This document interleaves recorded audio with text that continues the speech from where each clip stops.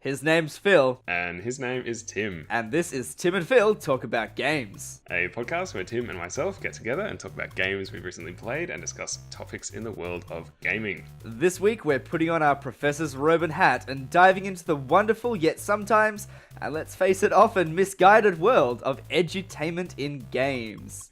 We will dissect some of the shockingly bad examples, celebrate some of the ones that did work, and wonder whether the spitballs will stick to the ceiling of the virtual classroom.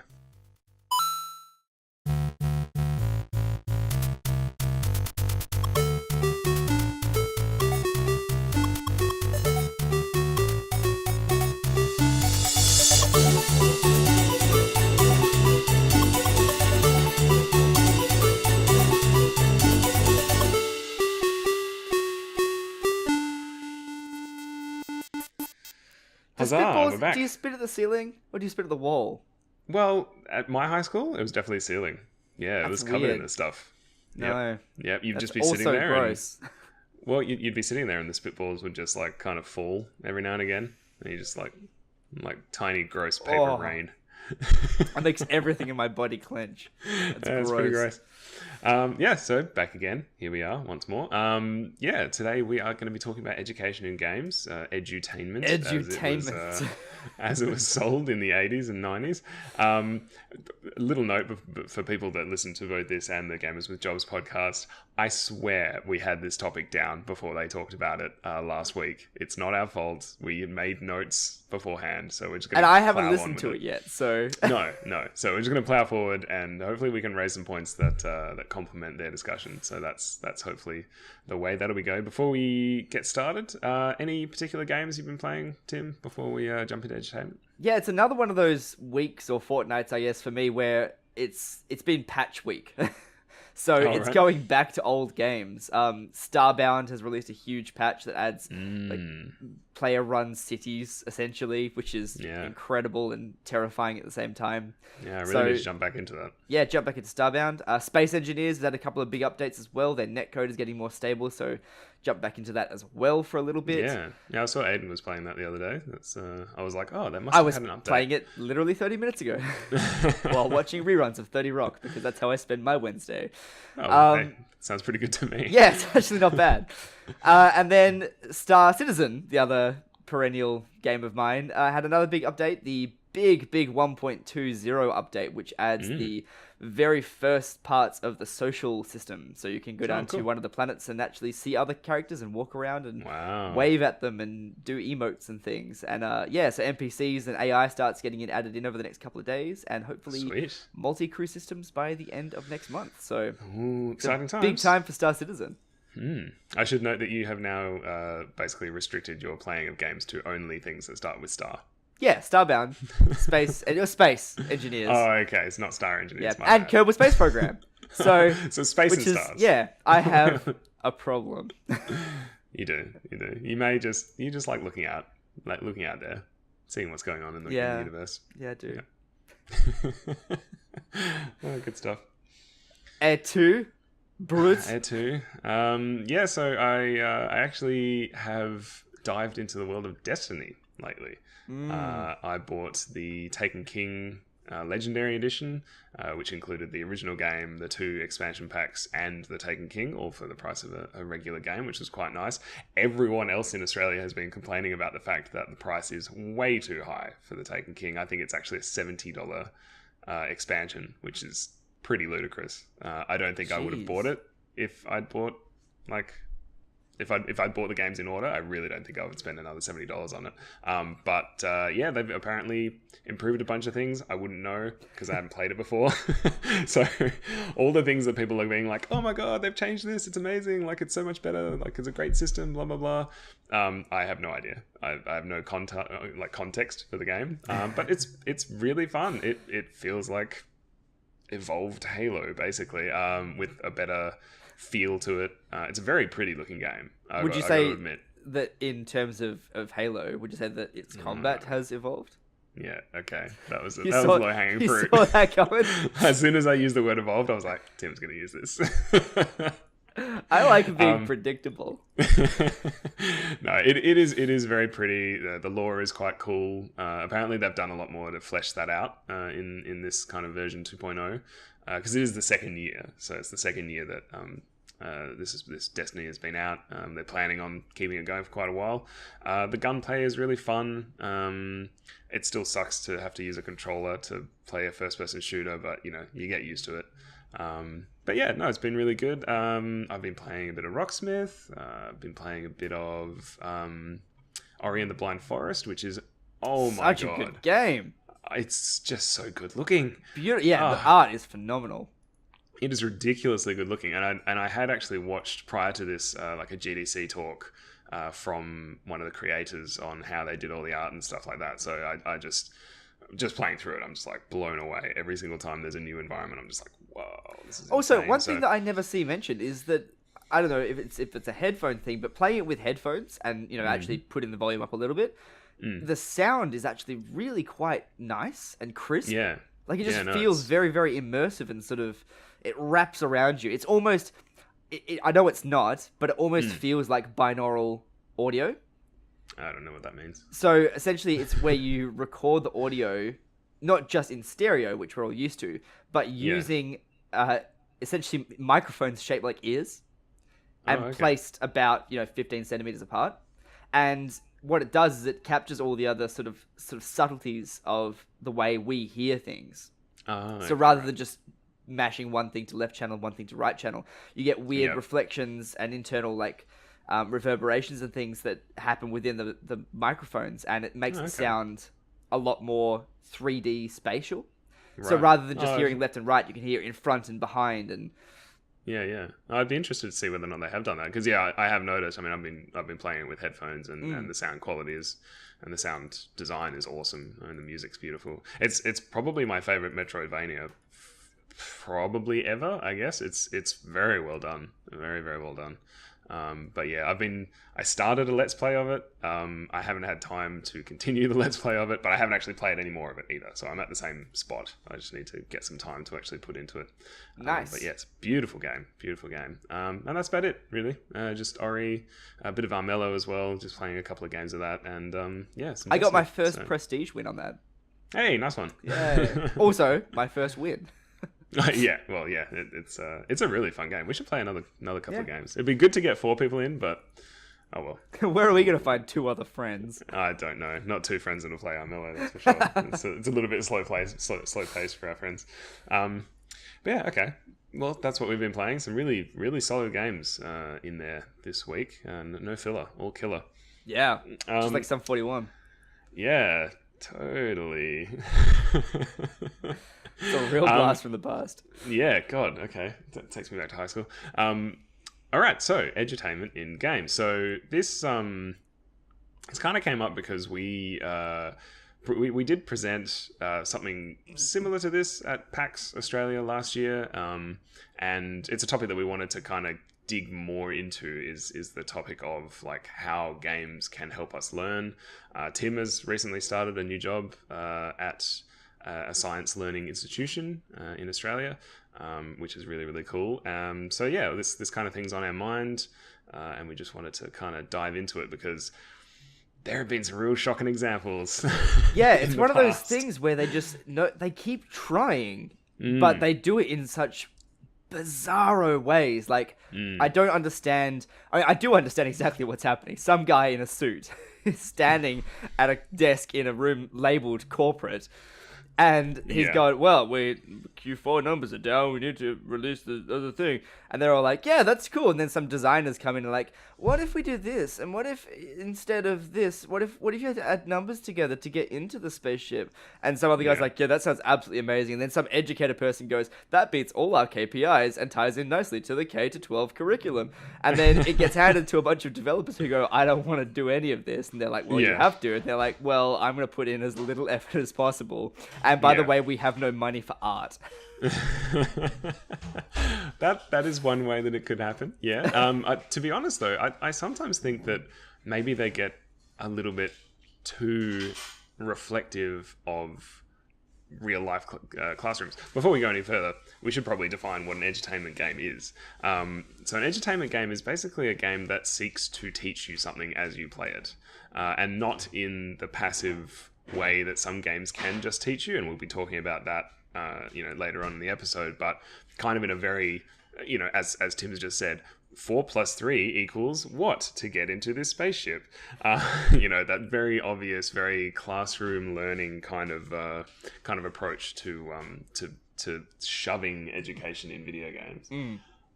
So we got a list of games that we played either as children ourselves or ones that we've come across every now and then. And one of those is Math Blaster, which is where this example of the 2 + 2 = get into the spaceship thing comes from.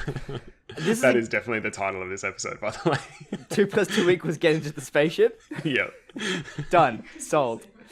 So Math Blaster had this awkward thing where you constantly just had to do maths and additions and sums to do weird things, and one of them was to get into a spaceship, one was to fuel the spaceship up, one was to blast bits of garbage out of the path in front of you, and it was garbage because it was a US game, whereas in Australia we call it rubbish because we speak the Queen's English over here, even if we don't have a lot of respect for the Queen. Yeah, exactly. Actually, I have a lot of respect for the Queen, just not the monarchy as well. She's a ballsy lady, and she's still going.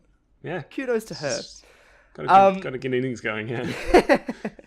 So, Math Blaster was part of a whole series of games called the Blaster Learning System, because there was also Spelling Blaster, and there was Typing Blaster, and Cooking Blaster, and all these weird edutainment games that just involved the same rote activities over and over again to progress in this boring-ass game. Just so bad.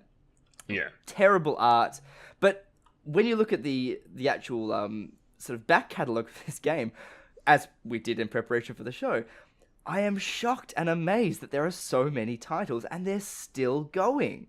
Yeah. What? Well, I don't know. I guess it's this kind of tendency to think that learning needs to be fun, I guess, and to engage. I mean, video games, let's face it, it's a huge industry, right?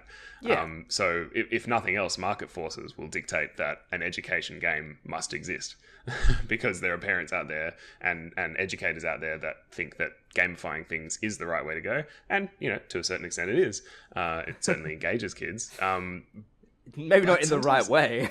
Maybe not in the right way, and sometimes maybe just the best of intentions tend to go awry. My personal example of this was a very, very disappointing birthday present one day from my I'd say 7 or 8 year old self. So I had told my folks, or my mum I should say, that I was really keen to get Super Mario World on the Super Nintendo. Super Mario World, fantastic game. I'd already played it at a friend's place. Oh, absolutely. It holds up very, very well, especially with the release of Super Mario Maker coming out, or has already been out, I think. Yes. So a lot of people are going to be just playing those levels. Yeah. So I had asked that to be my present for my 7th or 8th birthday. I can't remember which one. And I was, I wouldn't say unappreciative, but certainly slightly disappointed. Maybe is the moderately miffed. Moderately miffed. Let's go with that. When I received not Super Mario World, but Mario's Time Machine. If you haven't heard of this game, that's fine because practically no one has, because it was an awful edutainment game that was basically centered around Mario being... So Bowser had stolen a bunch of stuff from history, and Mario had to go through history and work out which bits came from which person and which time period. But it was so ridiculously badly made, and just the wrong platform and the wrong approach for the job, that I don't think I picked up anything. Nintendo ever releasing a game with good intentions but cocking up the platform and approach. Exactly. I mean, it definitely wasn't a first party Nintendo product. It was definitely a third party one. I don't know who made it. Maybe even a fourth party. I'm just saying. Yeah, exactly. It was a bad game. It was a really, really bad game.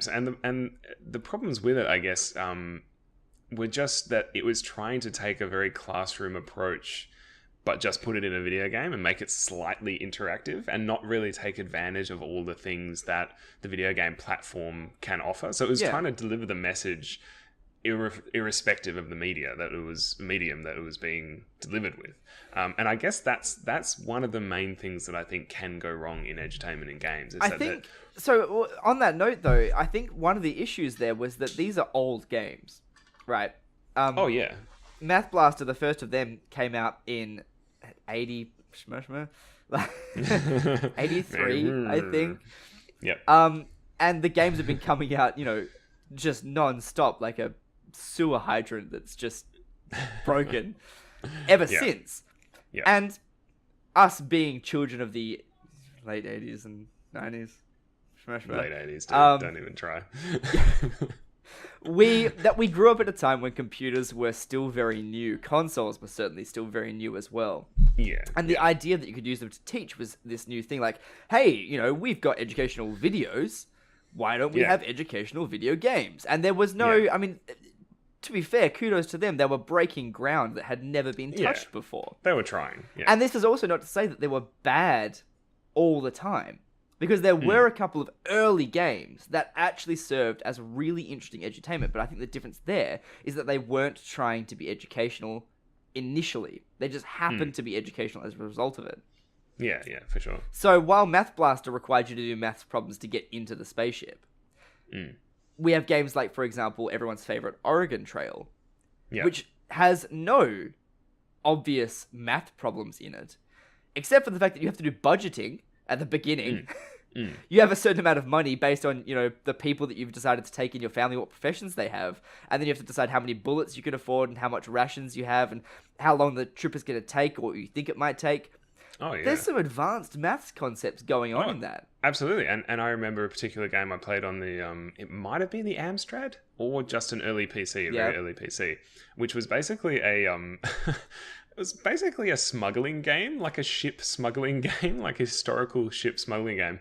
And basically you had to figure out, basically play a trading market. So you would buy low, sell high. And I remember saying to my third grade teacher, like explaining about this game. And she was like, oh, that's really cool. Like, it's really good that you're learning how to do a lot of maths and stuff like that. And she's like, oh, what's the most expensive item? And me, being a completely naive, probably, what was I, 9 or 10-year-old, was like very happily just going, oh yeah, opium. Opium's actually really good. You can buy it really low in certain parts and then sell it like really, really high later on.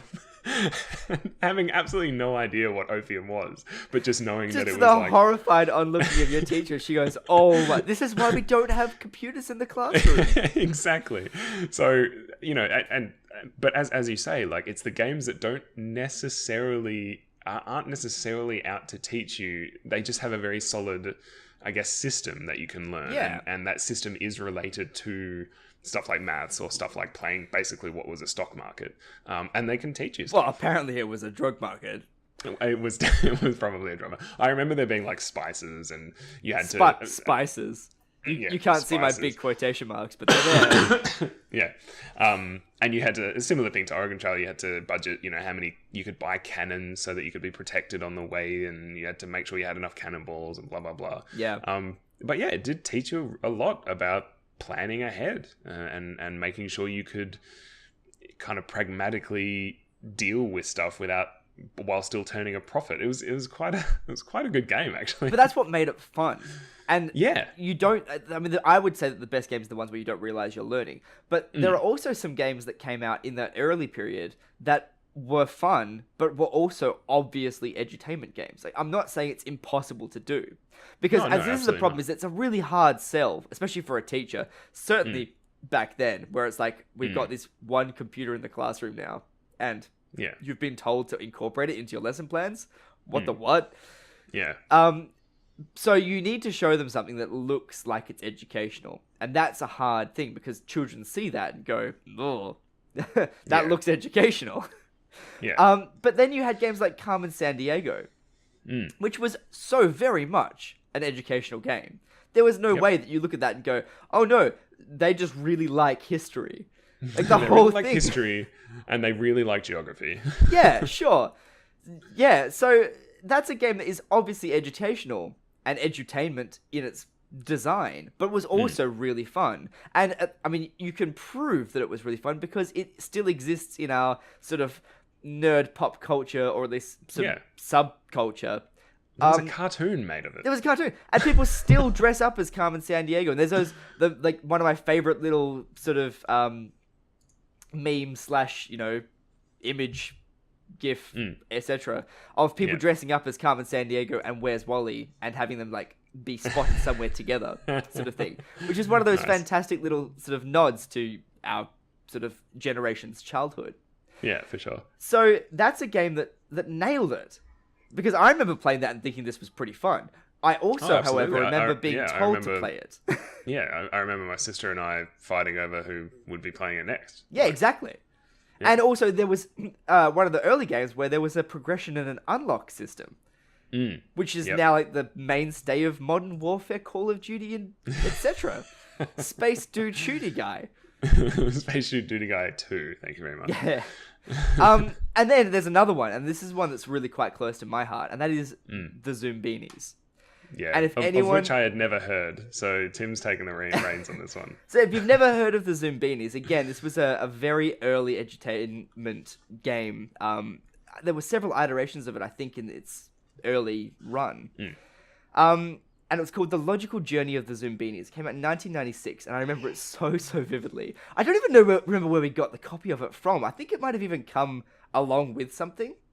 Oh, it was one of those, like, you buy in Carter, and yeah. you get that. Oh my god! Do you remember the Mind game in Encarta? No. There was a game in Encarta. Okay, that's a total side. We're going to have to come back to that one. You've gotten me really excited.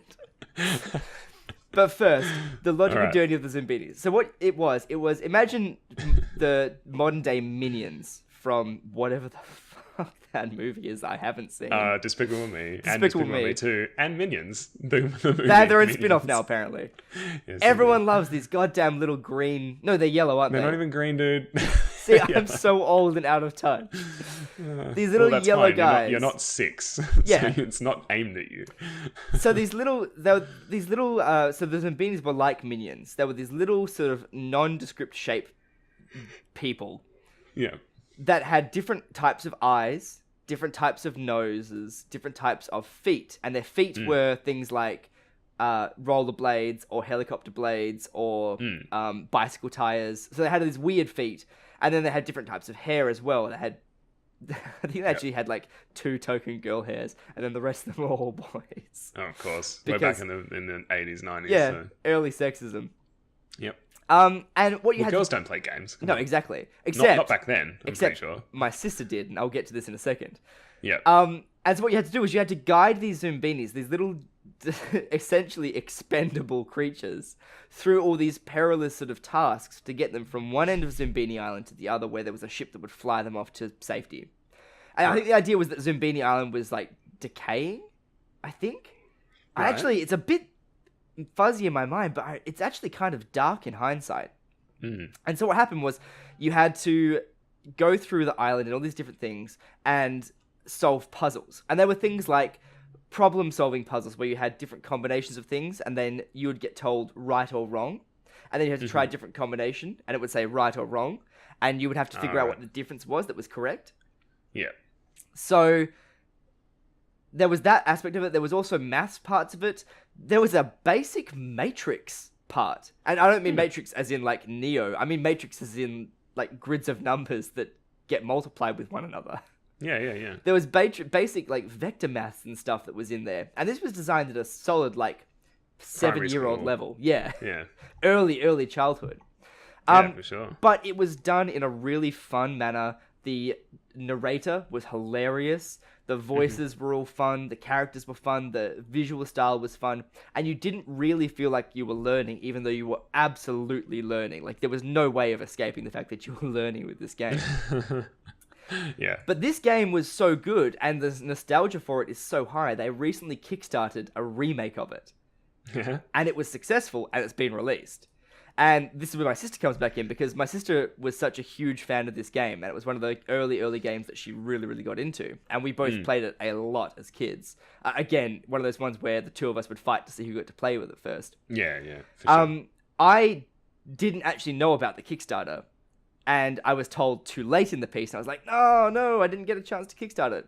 But she did kickstart it without me knowing, and put both our names in the credits, which I thought was really awesome. nice. So she actually got a copy of it recently, and she actually just came back to Perth because she lives in the UK now. And she's in Perth for a week, and she showed me on the tablet. She's like, hey, have a look at this. And I'm like, oh man, Zoombinis. And then she showed me the credits, and it's Rachel and Tim Young. And I'm like, oh, that's awesome. That's so cool. I was, really, really impressed, really, really proud. But the whole game is just so much fun, and so... I want to play it now. You should do a stream. You should record it and put it on our channel. Totally. But to the point where, like, even now, we can look at each other and both go, more toppings! Which is one of the quotes from the game, which is really obscure and weird. Back from the time when catchphrases were a thing. Yeah. Okay, well, so what do you think it is about that game that makes it work then? Because, you know, it still has some of the trappings of games that didn't work. Like, it has the 2 + 2 = solve a thing. Yeah, I mean, literally. And that kind of stuff. Yeah, right. So what is it about it that really hit you? Is it just nostalgia? Is it just the time that you played it? Or maybe. Like the age at Possibly which you played entirely. But it is also cute. Like, it's really cute and fun to look at. The character design is solid. And I mean, we could do I probably will do an entire episode on character design, because there are so many really important parts with how you design a character. These guys, every part of the design was chosen by you at the beginning, as you create these different combinations of Zoombinis to sort of populate the island with as many as you could, because the more that you had, the better your chances were. Okay, so it kind of invested you already. Yeah, so there's character creation, basic character creation in it. Then there is the fact that every part of the character design is bold and big. Like, every part of it. Without the character bits that you add on, they're just a blue blob. That's it. There's no features at all. You've given them cool hair, fuzzy bits of this, weird eyeglasses, or one eye, different colored noses, a spring instead of feet. Like, there's big, big differences between them. And then that makes it really memorable. And then the NPCs that you come across, like, for example, the walking tree that demands you make him a pizza with different kinds of toppings on it, that is so memorable. Like, I even remember, now, I remember his entire opening monologue. Which was the Zombies would come up and he'd go, Fleens? You're not Fleens! Whatever you are, make me a pizza! Like, the whole thing was just so memorable. The catchphrases were bold, it was striking. It really caught you in from the very, very beginning. Right. So the whole thing was designed to suck you in and to make you want to play more. And then each of the puzzles weren't just like, add numbers to get into the spaceship. It was, see what happens when you do this thing. And if it's correct, so the possibility then of failure was in there. It was, but if you failed, that wasn't it. Right. You still progressed to the next level. You just had fewer Zoombinis. Like, you actually lost dudes. They died. Well, and that's an incentive real. as well, was to not lose the dudes that you'd made, totally. right? That you'd invested yourself in. Absolutely. And so it's all these little things that get you invested in the game before you even realize that you're learning. Also, the first couple of levels didn't have as much of the overt math and sort of logic stuff in it. The very first level was just 2 bridges. And you had to figure out the bridges sorted your Zoombinis, but you had to figure out how they sorted them. You didn't know. And if you put the wrong Zoombini on the wrong bridge, it would flick the Zoombini off, and then you would lose a peg. And then like it was dark and deep. So it was a really successful game. And same with Carmen Sandiego, for example. You had bold characters. Carmen Sandiego was a total hottie. So there's that. All the different places and things, and it was all based on puns and humor. And humor's a great way to get you into an educational game, absolutely. Oh, definitely, yeah. Because kids love to laugh. Yeah. And then there was for example, as well, the idea of progression. With Math Blaster, there was no progression. You didn't Yeah, go... you either failed or you got through. Yeah, you didn't go, awesome, I got into my ship, or now I have enough fuel to get to the Zeta Quadrant.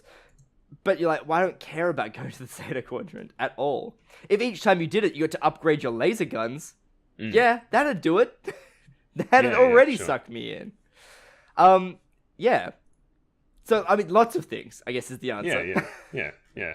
I mean, so speaking about incentives, I guess. So I wanted to talk about one of the games that I remember playing with pretty much my whole family, which was called Jones in the Fast Lane. I don't know if you ever played it. I'd never even heard of that one.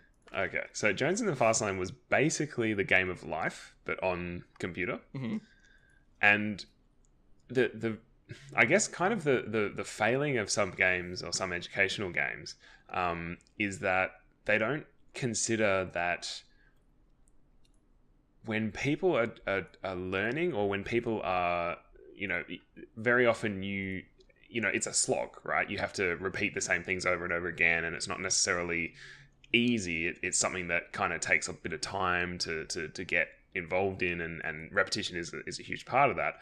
Whereas in video games, unless you're playing something like Dark Souls or Super Meat Boy or something like that, and you're a huge masochist, you're going to try and take the path of absolute least resistance. Totally. Like, it's not like in Mario you decide to do a really crazy hard jump when there's a spring right next to it that can take you over the whole thing, unless you're participating for style points. And sometimes that is the point if you're more of a stylish gamer or whatever. But most of the time, people playing games are going to go for the path of least resistance. And that's how you get people doing speed runs. That's how you get people doing, exploits in games. That's how you get people breaking systems in games that, didn't want their systems broken, like in MMOs and PvP and all that kind of stuff. People are going to go for the path of least resistance. And that's a huge problem in educational games, right? In that you really don't want them going the path of least resistance, because maybe the path of most resistance is actually the path that you need to take in order to be getting the educational message across. In Jones in the Fast Lane, however, they actually kind of utilized that method of going the path of least resistance that most gamers would take in order to deliver their kind of educational message, right?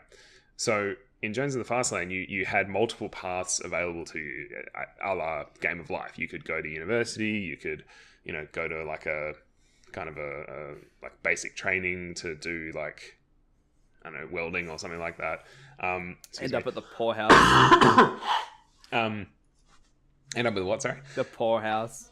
Yeah, well, get a GED basically, or something like that. Or you could just start working like pretty much as soon as you started the game, which was a little bit disconcerting because I don't know whether or not they actually had ages on people, but it wouldn't have been very. Excuse me, I'm still a bit sick. Old in the start of the game. Sorry, you're still a little bit sick of being old? Was that it? I'm very sick of being old. So what Jones in the Fast Lane did was they actually made it so that the best path that you could take most of the time, like the path of least resistance that would lead you to winning like a lot of the time, unless you were really, really unlucky, because there was an element of luck in the game. Like you rolled virtual dice, I'm pretty sure, or something similar to that, was to go to university and get a higher paying job and use that job to buy stuff that made you happier, and you could, deck out your house and you got points for that and all that kind of stuff. So they actually utilized the gamer instinct to go the path of least resistance to deliver the message of, hey, going to college or university is awesome. Like, you should do that. And so I distinctly remember like thinking that when I was playing the game, I was like, oh, this game is talking about like how I'm going to get ahead in life, not, because you would always outstrip the person that just went straight to the McDonald's analog and played that game, like, and just started from the bottom and tried to get to the top. You would almost always invariably outstrip that person, unless you were really unlucky with your rolls. So it kind of it was aware of the fact that people would take the path of least resistance and used that to great effect. Whereas sometimes I just think that the games that are trying to educate don't actually take that into account. What do you think? Yes. I agree.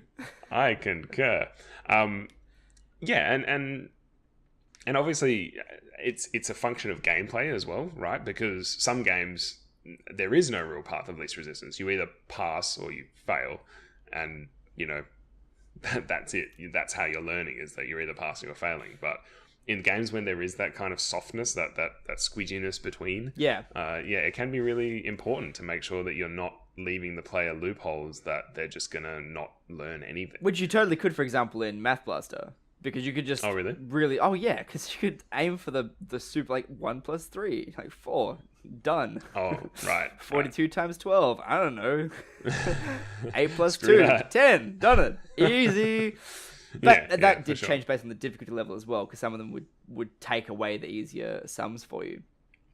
Yeah. But absolutely. Yeah, and the other thing is, as well in edutainment games, I remember going to school and playing this on the token class computer. And there were other things as well, because I was such a nerd even back then, that I would do things like, for example, I knew what the print screen button did. Yeah. And so in some games where it was like a memory tool, I'd be like, print screen, paste into PowerPoint. And then just score 100%. People were like, oh, well, congratulations. Tim won again for the 3rd week in a row. And I'd be like, yeah, that didn't feel good at all. Well, look, I mean, even when it's not necessarily a game, in the traditional sense. Yeah. Like, I remember going to a job, not a job interview, but like a job agency, like a temp agency. Yeah. And they had like a, what was essentially a Microsoft Word Flash emulated version of Microsoft Word, and so you had to click the buttons in a certain order in order to show that you knew where the edit table button was, basically. Right. And I remember going in there and being like, oh, okay, let's see, like, this is a ridiculous thing. Like, there's no way that this tests how good I am at a job. But I actually figured out halfway through that, whenever you went into one of these new screens, it was like, find the file new button. Yeah. If you clicked, say, the edit menu, that would be it. Like, you'd used up one of your 3 chances to get it right. Sure. So you got no hints. Like, you didn't. If you went to the right menu, you would kind of go, oh, okay, well, I know it's somewhere in there because it actually let me go into it. But I actually figured out halfway through this test that if I skipped any question, it would reset my goes. Right. And so I just gamed the system. Like, this was supposed to be, some educational or assessment type thing. And I just gamed it the whole way and got 100%. And I was in, like, it gave me a little stat readout at the end of it. And I was within the top 0.1% of people that had ever taken that test. Because obviously I could just keep clicking on anything until I used up 2 out of my 3 chances, skip it, go back, and I had 3 chances again. Yeah. So I would just try every single menu item until I got it right. Or one of my personal favorites in those ones, because I've done some of the very similar ones, is you exploit the fact that people don't realize how image map works in HTML. Yeah. And so you just press Control A and it highlights the parts of the screen that are clickable. Yep. And you're like, oh, easy. Yeah. It's only one of them and it's there. That's exactly right. So I guess one of the other things that I wanted to cover today was kind of like what is an appropriate type of... We were saying earlier how some games educate without meaning to. Sure. Right? So I wanted to know, like, what kind of games have you played, or what, is there any specific examples of games that you've played that have educated you without being educated? So the obvious one is Kerbal Space Program, right? And yes, I'm not even going to say more than that, because you can just go back to the other episode where I wax lyrical about it for 40 straight minutes. if you're really that desperate to hear me talk about Kerbal Space Program. But yeah, absolutely, because, for example, everything I know about European geography, I learnt from the Total War games. Yeah, absolutely, yep. Everything I know, or at least certainly a majority of what I know about ancient history, and certainly everything I know about ancient history, I wouldn't know if it weren't for Age of Empires and Civilization. Yeah. Because what those games didn't teach me directly, they caused me to go out and look up further in my own time, sort of thing. Yeah. Yeah, absolutely. I know so much random crap about, like, who the Teutons were, or, Where did the Zulus come from? Exactly. Because those motherfuckers keep ruining my shit. Exactly. Although I don't think that the whole Montezuma thing is exactly historically accurate. No, probably not. Although if you are a Civ fan and you've ever played Civilization and you haven't seen the YouTube video "What if Civilization had lyrics," do look that up because oh really? Hilarious, absolutely hilarious. And every time someone mentions Civilization now, that's what I hear in my mind. It's phenomenal. Awesome. But also things like I was telling my family yesterday about obscure Celtic tribes that lived in 54 AD in England, like the Echeni tribe or the Helvetio tribe. Like, and they're like, "Why do you even know about this?" I'm like, "Oh, they're mostly because it was in a video game I once played, and that caused me to look it up on Wikipedia, and then that caused me to get a shock horror book out of the library." Which doing that in 2015, that's a weird experience, man. It is weird, isn't it? I was like, wow, last time I got the library still exists. And they're awesome. Libraries are fantastic. You should keep them forever. Go to your local library. Yeah, exactly. Before we do, actually, did you have any examples? Oh, I just wanted to mention, similar stuff to you. I mean, like we said earlier, this kind of does dovetail with the presentation we gave at PAX last year, and we have some news about this year. You can, if you want. Yeah, exactly, and people can check that out, although the audio quality is regrettably not that great. It dovetails with that in that we were talking about how science is the process of deduction, and the scientific method is very, very similar to the process of deduction that players go through in order to reach that path of least resistance and to solve puzzles and all that kind of stuff. There is a lot of experimentation, hypotheses, experimenting results, and analyzing the data that's constantly fed back to you as a player. So it's very much games that don't necessarily mean to teach you these things, that make it enjoyable, but also have the flavor there, like the theme there, that encourage you to go and explore that theme outside of the game, that can be very, very very useful and good. Yeah. And on that, just quickly dovetailing and segueing back again, too many catchphrases, or catch buzzwords, whatever. The point was, on the topic of libraries, and going back to what we were saying before about Encarta, which was an early 90s library on a CD-ROM, if people don't know what Encarta is. There was a game in there that you used to access by hitting Control-Z on the keyboard. And it wasn't documented. So that's also an interesting sort of part of the whole story. There was a game called Mind Maze. And what it was is you would boot up Encarta 90, I want to say 95 or 98 or 97, somewhere in that sort of version. And what would happen was you would get transported to a mystical medieval castle that was cursed, and you had to lift the curse. And the way to do that was to go to different rooms where different sort of evil people were, or sometimes good people who were being held captive, and answer trivia questions in sort of like the vein of what's the trivia game with the wedges and the pie thing? Trivial Pursuit. Trivial Pursuit. There we go. Thank you. Complete mind blank. Trivial Pursuit style questions, and then as you answer them correctly, you would get to go to the next room, and you had to navigate through a maze as well by clicking on doors. One of those sort of point and click adventures with the sort of Doom style, the original Doom style point of view, that very sort of 2.5D weirdness. And what you would do is like the Windows screensaver. Yeah, the Windows screensaver, exactly. Yeah. And so you would go through, and then each time you got to like a certain number of points, you would get to go to the next level, and you get to go up the staircase and go to the next sort of difficulty level. And each time you didn't know the answer, you could then get a small reprieve to go and search through Encarta to find the answer. So it'd be like questions like, what animal is on this country's flag, or what's the what star was discovered in 1912, or weird stuff, obscure things. But the game was ridiculously fun. Crazy fun. The art was actually pretty good for its time. Actually, it really reminds me of Daggerfall. Really? Yeah, the old Elder Scrolls game. Yeah. And it was kind of like a fantasy thing going on. There was a bit of magic in there. It was really, really fun. And so that's another example of a weird... I mean, that game was tucked away, hidden, literally hidden inside an encyclopedia. Yeah. So there are totally ways that you can go out of left field to make something that's both educational and fun.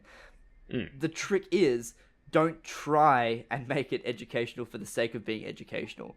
Yeah, I think that's the thing, is that Go for the intent fun. very often, it gets in the way of it. If it's not a game, then don't even bother. If it's not a game that you would play without the educational parts of it, don't bother. That's a good idea. Yeah, that's a good takeaway, I think. Yes. All right. Well, we've almost hit an hour. How about before we go, future of edutainment? Go. Yes. I mean, Kerbal Space Program, first of all. Yes. Games like Universe Sandbox, all these things that are coming out on Steam where you've got like the ability to play with things. Learning through play is really what it comes down to. Play is the if not one of the best forms of learning that you can possibly get. Yeah, so absolutely. Yes, totally possible. Typing of the Dead is a fantastic game that everyone loves, or at least lots of people that I talk to seem to love. I've actually never played it, but you can totally do it. And then we're also seeing games like, for example, Rocksmith, and the other games that get you to learn specific skills as you get different types of inputs for the computer.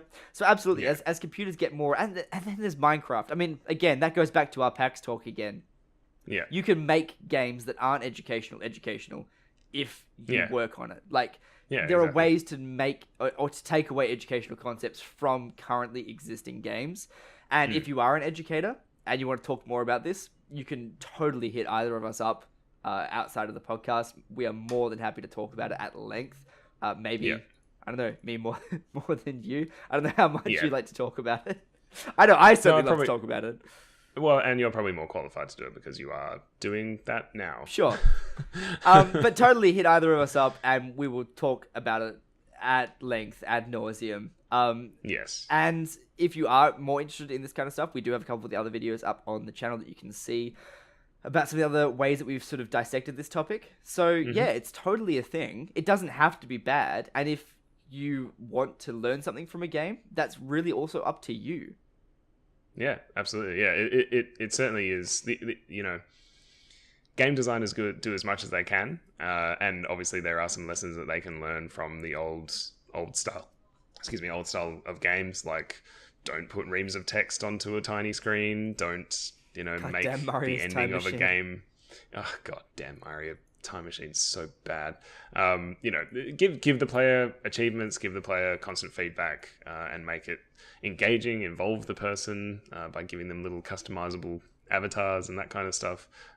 Everything that you can learn from regular video games, right? Like, a good video game will be if your edutainment game is a good video game, as Tim said before, if you could play it without the edutainment being in there, then it'll be a great game. But working out how to weave those two together is obviously quite difficult, but it's certainly possible. Absolutely. Alrighty, I think that's probably going to do it for this week. Do you think? Yeah. Anything else? No, I'm set. No. Okay, good. So we will announce this probably a little bit more formally next episode, but we do have another panel coming up at the PAX Australia, so 2015. Whether or not I'm going to be there in person is yet to be decided. We're going to have a discussion probably after this about how we're going to do stuff. We literally got the acceptance letter maybe 4 hours ago, so it's still it's still up for debate. So yeah, we're looking into that. We had a huge response from it last time. We spoke to around about 600 people in a room, which is more people I've probably talked to in my life.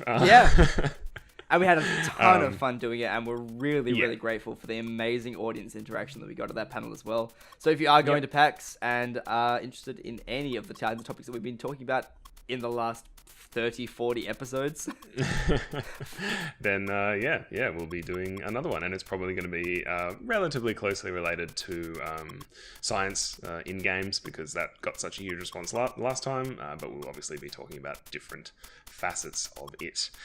anyway. But yeah, as I said, we'll announce that properly probably next week, because we're about 50 minutes into a podcast and I'm not sure everyone will still be with us. But if you are, thank you very much for listening. You can find us on the web at timandphill.com and on Facebook at facebook.com/timandphill. If you want to contact us directly, you can find Tim on Twitter at Dungeon Master and add him as a friend on Steam as Ageotas, that's Ageotas, or at his website, which is corsairsanchorage.com. And you can find Phill on Twitter at ToothSoup. Add him as a friend on Steam as Flaxehr, which is Flaxeh, or at his personal website, which is toothsoup.com. Thanks for listening. And happy gaming.